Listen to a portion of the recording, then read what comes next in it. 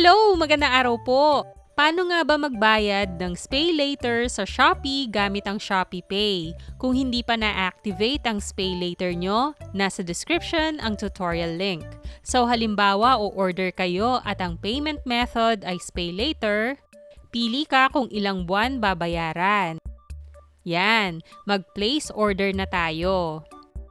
Dapat naka-activate ang security verification nyo, kung ito man ay PIN code or biometrics. Okay, so umorder ako ng worth 574 pesos. Iba-ibang stores yan. Then, click View My Pay Later. So, hindi pa nagre-reflect yung babayaran. Naka-zero pa siya. Magre-reflect lang siya pag na-receive nyo na yung order nyo. Ito yung available credit ko. Ibig sabihin, yun yung pwede ko pang utangin. Nabawas na yung amount na in-order ko sa total credit.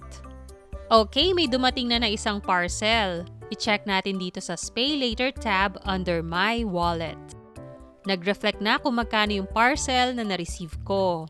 Makikita nyo rin dito sa My Bill kung ano yon. Click natin. Yan yung unang dumating. Ito yung due date. Pwede nyo itong iset pag nag-activate kayo ng Pay Later. Kung may pambayad na kayo, kahit hindi pa due date, pwede naman kayong mag-pay early. Click natin ang Pay Now. Pili tayo ng payment method. So may sapat akong balance sa Shopee Pay. Pwede rin sa Maribank or other payment methods. Babayaran ko na ito through Shopee Pay. Check nyo rin baka may voucher na pwede dito.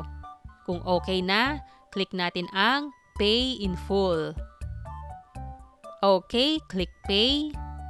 So, kailangan naka-enable ang security feature dito like PIN code or biometrics. Ayan, bayad na ako sa order na to. Bawas na yung utang ko sa Pay Later. May nabalik sa available credit ko. May parating pa akong parcel na hindi pa nagre-reflect dito. Then, kung sa tingin nyo di nyo pa mababayaran ito ng buo, pwede naman i-convert nyo into installment.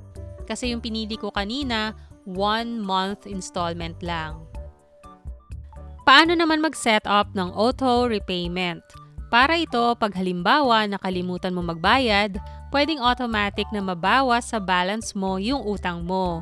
Pero syempre dapat may sapat kang balance para di ka magka-penalty. Click natin itong subscribe.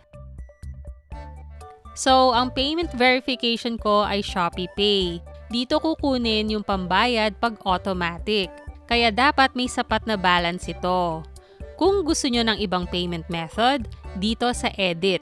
Pwede kayong pumili ng iba na ililink sa Pay Later nyo.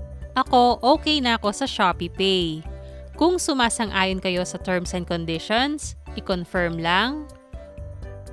Security, verification, PIN code, or biometrics.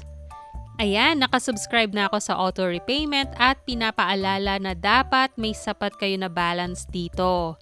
Yung due date ko ay naset ko nung nag-activate ako ng Pay Later. Okay?